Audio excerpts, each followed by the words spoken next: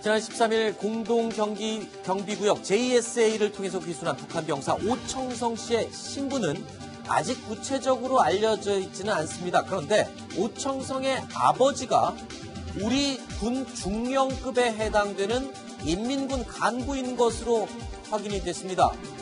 채널A 단독 보도 내용인데요. 이 내용 먼저 살펴보도록 하겠습니다. 자, 이 내용은 소종섭 전 시사저널 편집국장이 함께하겠습니다. 어서 오십시오. 안녕하세요. 자, 먼저 김종보 선생님. 네. 이 인민군 중좌 계급이라고 전해져요. 오청성 아버지가 북한에서 중좌 계급이다. 출신 성분이 아주 우수한 집안이다라는 것까지도 확인이 됐고요. 우리 군으로 보면 중령 계급, 북한의 중좌 어떤 정도의 계급입니까? 중좌하면은 뭐 대대장이죠. 대대장 정도. 대대장급이고, 근데 네. 이제 이 경무대를 근무한다고 하니까, 네. 헌병대를 근무한다고 하니까 일반 부대보다는 훨씬 더 이렇게 힘이 있는 곳, 힘이 있고 네. 또 성분이 좋은 그런 네. 사람으로 봐야 되겠습니다. 네.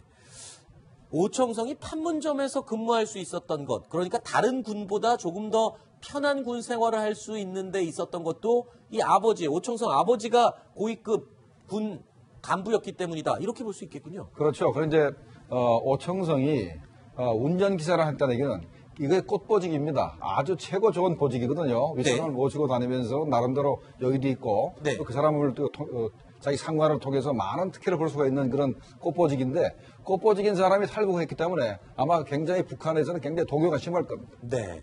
자, 그래서 이 귀순 당시에 JSA에서 총격이 벌어졌던 그 장면의 사진들을 보면 지금 와서 다시 확인을 해보니 북한판 금수저일 가능성이 있는 증거들입니다.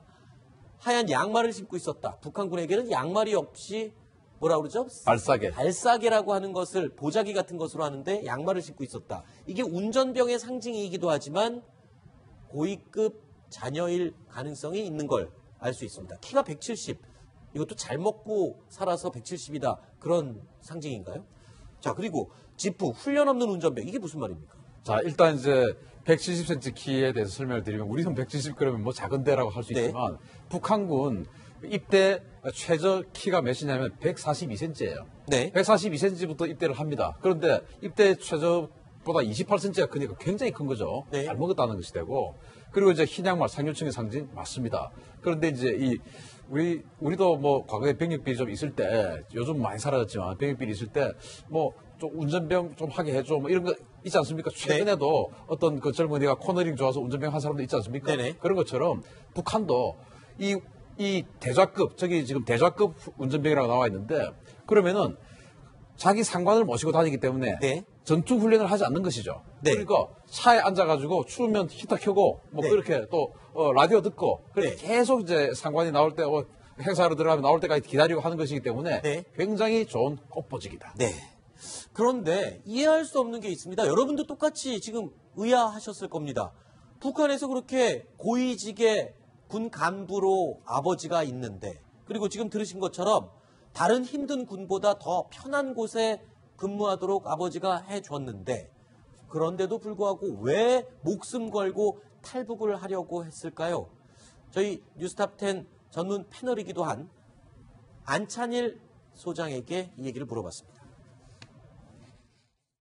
태용호 공사까지 지금 뭐 망명하는 판국에 인민군 중좌하면 우리 중령 대대장과 같은데 그것도 결코 뭐 낮은 계급이 아니고 경무나 지금 인민군 판문점 대표부 둘 중에 하나에 근무하는 걸로 알려지고 있는데 그렇다면 대단한 그 배경을 가진 집안인데 그의 아들이 대한민국으로 탈북한다.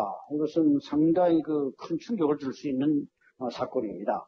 북한 사회가 많이 이완되고 충성심이 땅바닥에 떨어지고 언제든지 대한민국을 선택할 수 있다. 이런 걸 보여주는 반증이라고 할 수 있죠. 김정우 실장님, 네. 지금 안찬일 소장님 얘기를 듣고 나니까 갑자기 이런 생각이 드네요. 북한에서 본인이 지금 군 간부로 있지만 워낙 지금 군 내부가 썩고 힘들고 생활이 힘들다 보니까 내가 어떻게 되든 아들아 너라도 자유대한 가서 잘 먹고 잘 살아라 이렇게 해서 보냈을 가능성도 혹시 있는 겁니까? 그럴 가능성도 전혀 없지는 않습니다. 그래요? 만약에 그게 그 신문 과정에서 밝혀지게 되면 네. 아마도 사형당할 겁니다. 아버지는. 아버지 입장에서는 아마 그렇게까지 하기 좀 힘든 것 같고 네. 태영호 공사가 왜 그러면 그 북한에서 그래도 잘 나가는 대사관 공사 아닙니까? 영국 네. 공사인데 그다음에 그 처갓집이 빨사 집안이니까 그래도 북한에서 승승장구할 수 있는 사람이거든요. 네. 그 양반이 탈북한 가장 큰 계기가 된 것은 자식을 위해서 탈북한 겁니다. 아하. 나는 이렇게 살았지만 자식난이라도 이렇게 자유롭고 대접받는 그 사회에서 살고 싶다 해서 탈북을 했기 때문에 네. 아버지가 직접 그렇게 말은 안 했다 하더라도 네. 은연중에 그런 태도를 보일 수는 있다고 생각이 됩니다. 아하, 직접적으로 언급은 하지 않았지만 오청성 본인의 아들은 북한 사회가 아닌 자유가 있는 곳에서 살게 하고 싶었을 가능성도 우리가 예측할 수가 있죠.